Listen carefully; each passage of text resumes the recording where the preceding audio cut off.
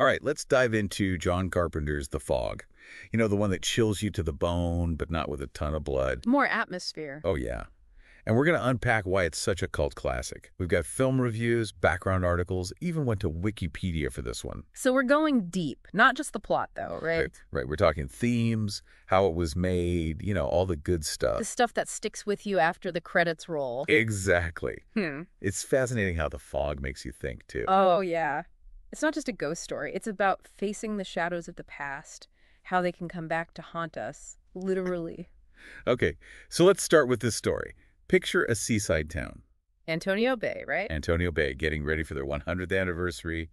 Everyone's excited, but then Mr. Machin at this campfire shares a tale about a ghost ship. And vengeful spirits. Don't forget the vengeful spirits. And a town built on a dark secret.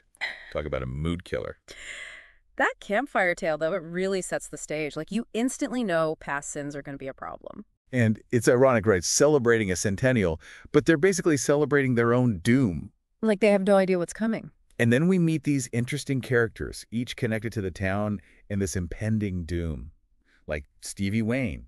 The DJ. Yeah, the cool lone wolf DJ. Broadcast from a lighthouse. Isolated.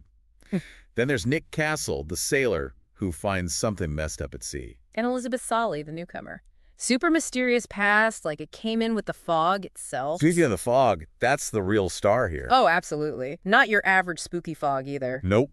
This one glows, moves against the wind, even messes with the technology. Like it's alive. Right. Like it has a mind of its own. But even before we see the ghosts, Carpenter builds suspense so well. Yeah, like early on, objects are moving, phones ring for no reason. You just get this sense of unease. It's brilliant. It makes the horror hit harder later. Right. Like the calm before the storm. And then, bam, out of the fog, the ghosts appear. And these aren't your wispy Casper-type ghosts. No way. These are rotting corpses, glowing red eyes, hooks.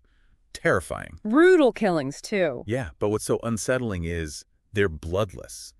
Makes the violence almost surreal. It's that restraint, Like, remember Dick Baxter, the fisherman? You see him attacked. His eyes. But it's implied. Not shown outright. It's classic Carpenter. Makes your imagination do the work, which is always scarier. Totally. And the fog helps, too. You never get a clear look at the ghosts. They're always partially hidden. Adds to that whole chilling atmosphere. But the revenge, it's not random. No, it ties directly into Antonio Bay's history. Stolen gold.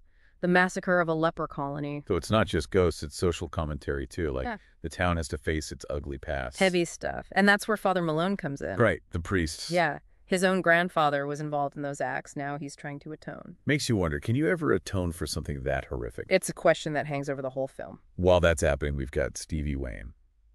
And she's not just some damsel in distress. Oh, not at all. She's a protector. Totally. In her lighthouse, she's sending warnings, trying to save her son. Resourceful, brave. She even fights off the ghosts at one point, like an action hero. She breaks the mold. And Carpenter's style is all over this. The suspense, the slow build. Sound design, too. It creates this atmosphere of dread. Yeah. You're on edge the whole time. And that music. You can't forget that synthesizer score. So iconic, especially how he uses the bolero effect to build tension. It makes you feel like something terrible is about to happen. You just don't know when. Yeah. But behind the scenes, this film was a bit of a nightmare. Really? I didn't know that. Yeah, Carpenter wasn't happy with the initial cut. Had to do a ton of reshoots. To make it scarier. I think it's scary. You're talking about dedication. Wow. And it worked, right? Totally. Cult classic. So why do you think The Fog still gets to people today? What makes it a classic? It's that mix, right? Classic ghost story stuff. Then it makes you think about, like, social issues. And Carpenter, he's just got this style. You can't mistake it. And it sticks with you. Speaking of sticking with you, those fog effects, they're amazing. They make you feel like you're right there, trapped. Dean Cundy, the cinematographer, he deserves so much credit. The way he uses the fog, the light, the shadows, it's like the fog is a character itself. And the horror, it builds slowly. It's not just jump scares all the time. No, it's like Carpenter lets it simmer until it explodes. It's Carpenter at his best. You know something's coming, but you don't know when. And then there's the sound. Those drones, the creaking ship, the wind. It all blends together, right? Yeah. Sounds from the movie, sounds added later. It just puts you right there in Antonio Bay. Makes you feel the horror. So we've talked about the fog, but let's go back to those repressed secrets, those sins of the past. It's not just the town's secret, is it? It's like the characters are carrying it, too. Like Father Malone, he's not just dealing with the town's history. He's haunted by his grandfather's part in it. It's like he's inherited this guilt. Yeah. Adds a whole psychological layer, right? Totally. And Elizabeth Solly, the hitchhiker, she's a mystery, too. Almost like she came with the fog. Like a catalyst? Yeah. And her name, Elizabeth. Same as the ghost ship, the Elizabeth Dane. It's not a coincidence. Okay, so these ghosts, they rise from the fog? Yeah. But what's their plan? What are they doing? Revenge. Plain and simple, they can only move in the fog, but they're after the descendants of the 6 men who wronged them. A century ago. The film even says 6 must die.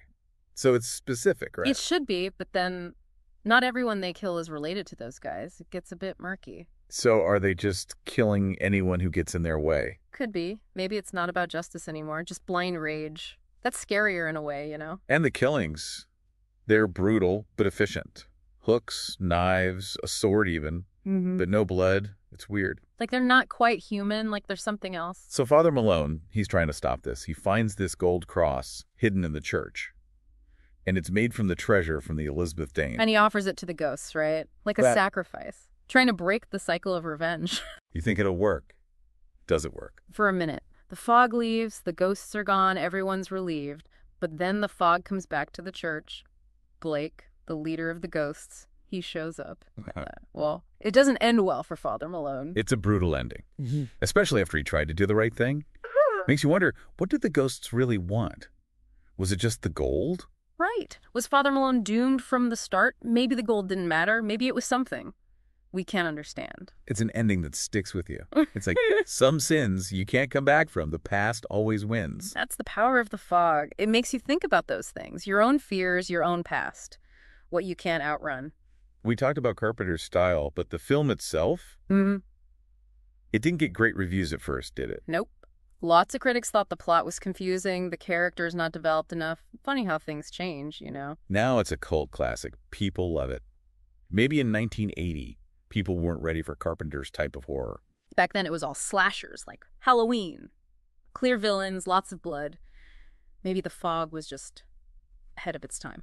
And it had a tough production, too. Yeah. Carpenter wasn't happy with the first version, reshot a lot of it. To get it right. Shows you he had a vision and he stuck with it, even if it was hard. And it paid off. People found it and they loved it. It's like sometimes the best things are the hardest to make. One thing that really struck me was the symbolism. It's everywhere. Yeah, it's woven into the whole thing. Like the fog itself, it's not just fog, right?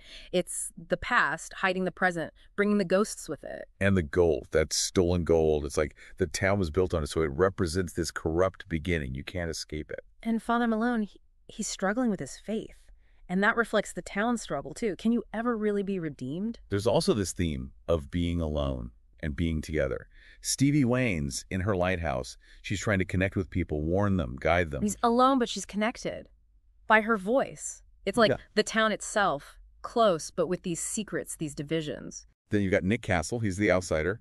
He comes in just as the fog arrives. Like he could change things, see things differently. He's not weighed down by the town's history. Yeah. And Elizabeth Solly, she's an outsider, too. They're both drawn to the town, but careful of it. Like they're going through the fog together, literally and not literally, like the town is too, facing its past. But it's dangerous, you know. You don't know what's going to happen. But maybe there's hope there, too. Maybe they can heal. Even though the ghosts disappear at the end, the fog's still there. Right. Like on the horizon. A warning. Like, the past is never really gone. It might fade, but it's waiting to come back. Let's talk about the technical stuff. Yeah. Dean Cundy, his camera work. It's beautiful, but so unsettling. Those long shots, those takes. He creates this feeling of dread. And his use of light and shadow, especially in the fog, it's like he invented a new way to film it. Beautiful, but terrifying. And the editing, Tommy Wallace, he keeps things moving, shifting between characters, locations. You're always on edge. It reflects the chaos, right? The fog comes in, the ghosts attack, and the town just falls apart. And the music. John Carpenter did the score himself. It's amazing. So simple, but so effective. Those drones, those synth. It gets under your skin. And the bolero effect, genius. The music builds, and you just know something bad is coming. It's a score you can listen to without the movie and still get chills. So good. So the characters. Stevie Wayne, she's the heart of Antonio Bay. She sees it all from the lighthouse, tries to warn everyone. Such a strong character. And she's all alone, physically, emotionally. It makes her story even more powerful. Adrienne Barbeau, the actress, she's amazing in the role. You really feel for Stevie. Then there's Nick Castle, the guy who shows up just as things go wrong. Kind of mysterious at first. But he's resourceful, brave. He's the outsider, so he sees things differently. And Elizabeth Solly, they connect. Adds another layer to the story. Like, even with all the fog and fear, there's still this spark of something good. Connection. And Father Malone, the priest. He's dealing with his family's past. Such a tragic story. Wants to atone, but in the end, it's not enough. His death. It's one of the most powerful scenes in the film. Like a reminder that sometimes you can't outrun the past. The supporting characters, too, they're great. Janet Leigh, Tom Atkins, they add so much. They make the town feel real. It's not just a bunch of victims. They're people, and that makes the horror more effective, you know? Because you care about them. And that's something that sets The Fog apart. It's not just about the scares, it's about the people. It's human. It makes you think about what you would do in that situation. It makes it real. Okay, so the production, I know it wasn't easy. A roller coaster. Carpenter wanted to show the supernatural, the fog, but it's hard to get that right. How did he do it?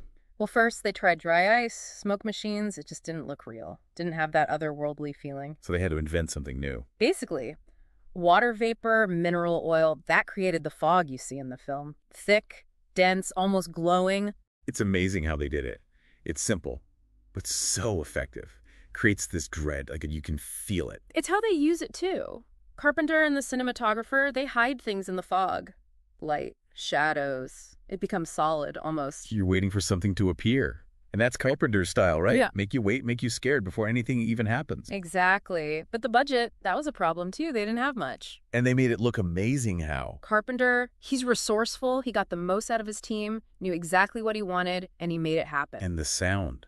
It's so eerie, unsettling, really adds to the atmosphere. Carpenter, he knows sound. It's a language to him. He uses sounds from the world of the film, like the foghorn, the ship, the wind. They all make you feel uneasy, like something bad is about to happen. Right. And then he adds sounds later. Those drones, the music. It puts you right there in the fog. You feel surrounded. And the ghosts.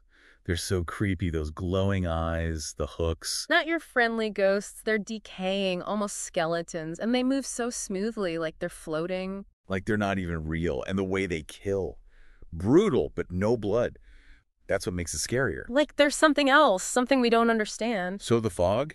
It's become a cult classic. It's influenced so many other films. It's amazing how something made 40 years ago can still be so scary, so relevant. Why do you think that is? Carpenter, he's a master. He knows how to make a good horror film. Suspense, atmosphere, scares. He gets it. And the story, it's simple but effective. You care about the characters and the themes. Guilt, revenge, what we do, the consequences. That never gets old. It's about those primal fears, too. The unknown, what you can't see, the fog itself. It's like the darkness inside us all. The ghosts, they're what we try to hide. And it makes you think about your own past, your fears. It stays with you. Okay, last question for this part. Why did the ghosts kill Father Malone? He gave them the gold back. Why? It's a good question. Maybe they're too angry to stop. Maybe revenge is all they want. Or maybe the town can't ever really make up for what happened. The gold's back, but the killings.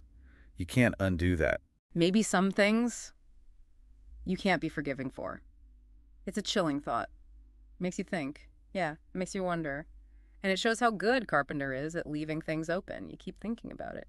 But The Fog, it didn't have a huge budget, did it? No, not at all. And it still works, still scares you. You don't need tons of special effects to make a good horror film. Proves it's about the filmmaker, right?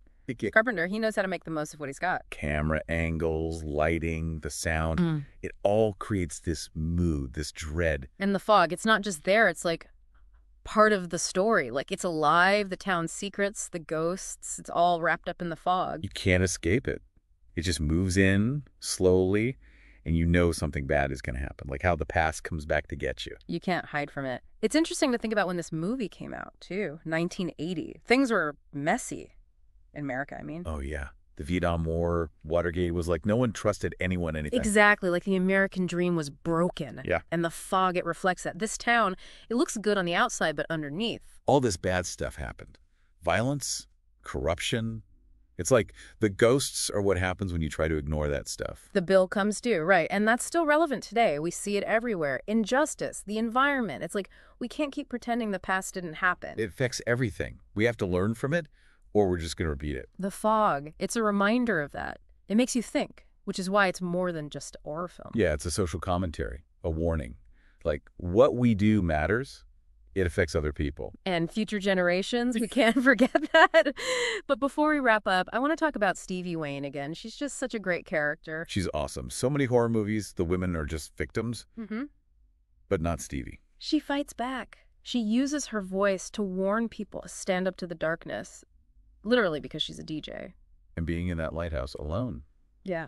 it makes her even stronger. She never gives up. She shows us that we can all fight back, even when things are bad. Protect the people we care about. So, what are the big takeaways from The Fog? What should people be thinking about? Well, it's not just a ghost story. It's about symbolism, social issues. It makes you think. It makes you think about the past, about choices, about how fear and guilt, they can stick with you. And Carpenter, he's a master of horror, the way he creates this scary feeling with hardly any money. It's amazing. It's a film that's lasted. People still love it. But here's a final thought. Why do the ghosts kill Father Malone even after he gives them the gold? Yeah.